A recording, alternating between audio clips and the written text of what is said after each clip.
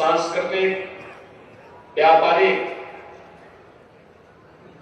और समाज के विभिन्न क्षेत्रों से जुड़े हुए हमारे सभी प्रबुद्धजन, उपस्थित भाइयों बहनों,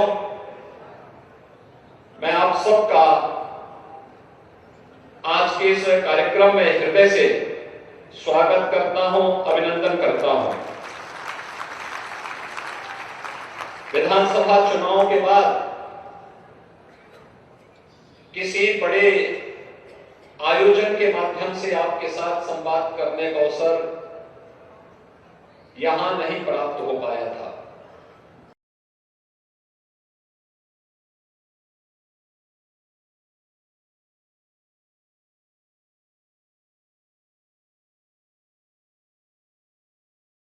और प्रधानमंत्री मोदी जी के नेतृत्व पर विश्वास करते हुए प्रदेश में फिर से सरकार गठन के लिए अपना आशीर्वाद प्रदान किया। मैं इसके लिए पूरे झांसी वासियों का हृदय से धन्यवाद ज्ञापित करते हुए आज आप सबको 322 करोड़ रुपए से अधिक की परियोजनाओं का लोकार्पण और शिलान्यास करने का हमें यहां अवसर प्राप्त हुआ है। इसके लिए अपने सभी माननीय जनप्रतिनिधियों का मैं हृदय से उन्हें बधाई देता हूं और आप सबको इन योजनाओं के लिए आप सभी झांसी वासियों को हृदय से आपका अभिनंदन भी करता हूं। भाइयों बहनों, बुंदेलखंड कभी प्रदेश के अंदर और देश के अंदर सूखा, बदहाली, अराजकता और प्राकृतिक संसाधनों पर लूट खसोट के लिए जाना जाता था। प्राकृतिक सौंदर्य और संसाधनों से समृद्ध होने के बावजूद कुछ निहित स्वार्थी तत्वों के द्वारा बुंदेलखंड की तस्वीर बहुत खराब ढंग से प्रस्तुत किया जाता था। मुझे याद है जब मुख्यमंत्री बना था मैं 2017 में, और उस समय प्रधानमंत्री जी से जब मैं मिलने के लिए गया था तो आदरणीय प्रधानमंत्री जी ने एक ही बात मुझसे कही कि प्रदेश का दौरा जब शुरू करें तो बुंदेलखंड से अगर आप कर सके तो अच्छा होगा।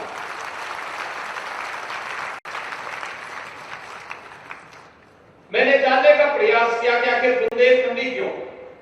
प्रधानमंत्री जी ने कहा कि जो तस्वीर बुंदेलखंड की प्रस्तुत की जाती है, बुंदेलखंड को इससे उभारना है और वहां के विकास के लिए जो कुछ भी हो सकता हो वह करने की आवश्यकता है।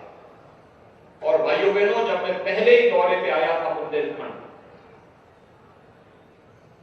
तो बुंदेलखंड के लिए उस समय हम लोगों ने घोषणा की थी बुंदेलखंड एक्सप्रेसवे की, और उसके बाद आज बुंदेलखंड विकास की नई ऊंचाइयों को छूता हुआ दिखाई दे रहा है। बुंदेलखंड एक्सप्रेसवे को प्रधानमंत्री जी ने इसी वर्ष राष्ट्र को समर्पित कर दिया है। अब चित्रकूट से दिल्ली की दूरी सचमुच 5 घंटे में तय हो जाती है। ये वही बुंदेलखंड था जहां से आवागमन अत्यंत दुरूह था, आज दूरी घट चुकी है, आवागमन आसान हो चुका है। बुंदेलखंड जल के लिए तरसता था। ऐसा नहीं कि यहां जल की मात्रा कम रही हो, यहां पे सरफेस वाटर पर्याप्त मात्रा में था। और हम आभारी हैं प्रधानमंत्री मोदी जी के, जब हम लोगों ने बुंदेलखंड की पेयजल की स्कीम को बनाया था, भारत सरकार ने जल जीवन मिशन को बनाया, और उसके बाद आज की स्थिति यह है कि बुंदेलखंड के हर गांव और हर घर तक शुद्ध आरओ का पानी पहुंचाने के हम नजदीक पहुंच चुके हैं और बहुत शीघ्र बुंदेलखंड के हर घर में शुद्ध पेयजल की आपूर्ति हम लोग करेंगे। भाइयों बहनों, शुद्ध पेयजल की आपूर्ति का मतलब आधी से अधिक बीमारी का समाधान होगा। शुद्ध पेयजल की आपूर्ति का मतलब व्यक्ति को जीने के लिए, ईज ऑफ लिविंग के उस लक्ष्य को और आसान बना देना। दूषित जल भी एक कारण है। और भाइयों बहनों, दवा का खर्चा बचेगा, घर में जल की उपलब्धता होगी, बहन और बेटियों को जल लेने के लिए 2 किलोमीटर, 4 किलोमीटर, 5 किलोमीटर और 10 किलोमीटर पैदल नहीं जाना पड़ेगा। बुंदेलखंड की बड़ी समस्या का समाधान उससे हुआ। डिफेंस कॉरिडोर के 2 महत्वपूर्ण नोड झांसी और चित्रकूट में बन रहे हैं। भारत डायनेमिक्स का एक महत्वपूर्ण यूनिट यहां पर स्थापित हो रही है। प्रधानमंत्री जी स्वयं यहां पर आए थे और उन्होंने इसका शिलान्यास का कार्य संपन्न किया था। और भाइयों बहनों, ये कार्यक्रम निरंतर चल रहा है। आज बुंदेलखंड में बेहतर कनेक्टिविटी हुई है और उससे भी आगे बढ़ करके बुंदेलखंड के नौजवानों को नौकरी और रोजगार भी मिला है। बुंदेलखंड डकैती से मुक्त हुआ है और बुंदेलखंड में माफिया और अपराधियों का बोलबाला समाप्त हुआ है। ये जो माफिया यहां पर गरीबों की संपत्ति पर कब्जा कर लेते थे, व्यापारियों की संपत्ति को हड़प लेते थे, सत्ता की धमक दिखा करके प्रशासन को दरकिनार करके राह चलते हुए लोगों का जीना हराम करते थे, यहां के संसाधनों पर लूट खसोट करते थे। आज आप देख रहे हो कि ब्याज सहित इसकी वसूली सरकार ने प्रारंभ कर दी है। एक भी माफिया कहीं भी छुपा होगा, कोई माफिया जिसने अवैध तरीके से सरकारी संसाधनों को लूटा होगा, किसी गरीब और किसी व्यापारी की संपत्ति पर कब्जा किया होगा, अगर अभी तक खाली नहीं हुआ है तो अब ब्याज सहित उसको खाली करवाने की तैयारी चल रही है। व्यापक पैमाने पर हम लोगों ने इस कार्रवाई को आगे बढ़ाना प्रारंभ कर दिया है। 2017 के पहले ये माफिया गरीबों के लिए, व्यापारियों के लिए संकट बने थे और सत्ता का धमक दिखा करके प्रशासन और पुलिस को भी प्रताड़ित करते थे। प्रबुद्धजनों से संवाद बनाने के पीछे का उद्देश्य भी यही है कि बुंदेलखंड पर्यटन और निवेश का एक बेहतरीन गंतव्य बन सकता है भी। हर प्रकार के टूरिज्म के लिए यहां बहुत स्थान है, बहुत स्पेस है। अभी आपने देखा कि हम लोगों ने जिलाधिकारी झांसी के द्वारा लिखी गई एक कॉफी टेबल बुक का लोकार्पण किया है, जो यहाँ के पर्यटन विकास से संबंधित है। क्या संभावनाएं यहाँ पर है। इस कॉफी टेबल बुक का हमने यहाँ पर भी लोकार्पण भी यहाँ पर विमोचन किया है। विमोचन की कार्रवाई इस बात को बताती है कि अपूर्व संभावनाओं वाला क्षेत्र है बुंदेलखंड, और झांसी तो है उसका हृदय स्थल। झांसी, जिस झांसी ने देश की आजादी के लिए महारानी लक्ष्मीबाई के नेतृत्व में देश की आजादी के लिए उस समय अपने आप को बलिदान किया था, महारानी लक्ष्मीबाई के उस पराक्रम को कौन भारतीय भुला सकता है।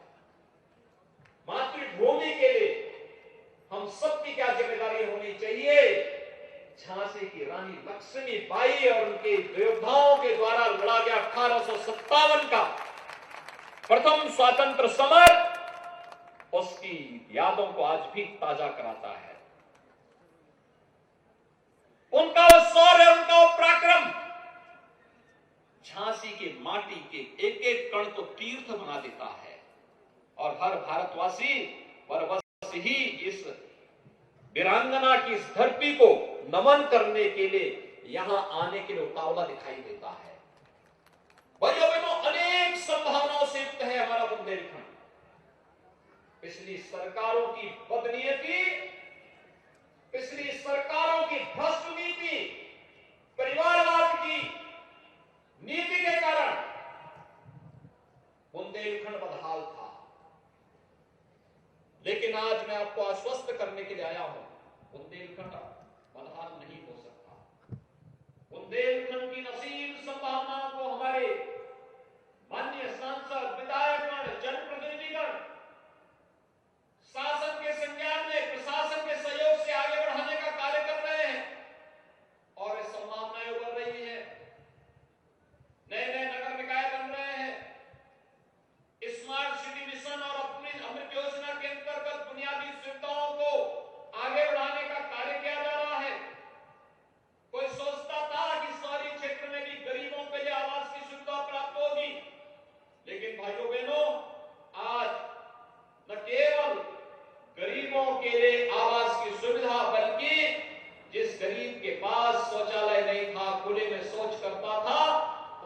परिवार को भी एक एक शौचालय उपलब्ध करवाने का कार्य कर दिया गया है।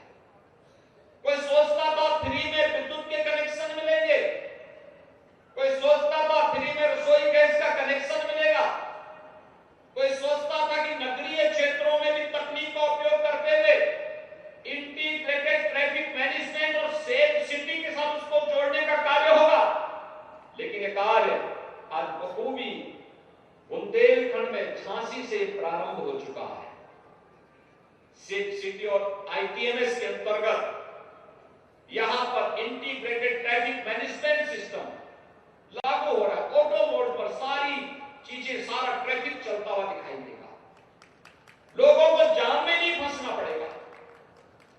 किसी चोर उचक्के अपराधी का दुस्साहस नहीं कि वहां चलते हुए किसी व्यापारी को, किसी बेटी को छेड़ सके, क्योंकि जैसे उसने दुस्साहस किया वो कैमरे में कैद हो जाएगा और कंट्रोल रूम अगले चौराहे पर पहले से पुलिस को सूचना देगी और जब तक ये अपराधी वहां तक पहुंचता है तब तक पुलिस उसका रास्ते में ही काम तमाम कर चुकी होगी।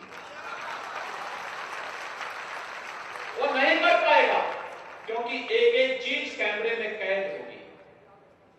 सुरक्षा का माहौल देना इस सरकार का काम है। और भाइयों बहनों, पिछले 5 वर्षों के अंदर आप सबने सरकार बनाई, प्रधानमंत्री मोदी जी का मार्गदर्शन रहा, आज प्रदेश के अंदर सुरक्षा का एक बेहतरीन माहौल है। आज प्रदेश में दंगे नहीं होते, प्रदेश में अराजकता नहीं, प्रदेश में गुंडागर्दी नहीं। और पहला चुनाव था आजादी के बाद का जो कानून व्यवस्था के मुद्दे पर लड़ा गया, ये पहली बार हुआ है। एक कारण है, जनता जनार्दन स्वयं जब ठान लेती है तो वह कुछ भी तय कर सकती है। और प्रबुद्ध समाज इस ओपिनियन मेकिंग के लिए हमेशा जब तैयार अपने आप को करता है तो समाज उस सकारात्मक और विकास की सोच के साथ आगे बढ़ता है। वही विकास की सोच जो हम सबके जीवन में परिवर्तन लाएगी।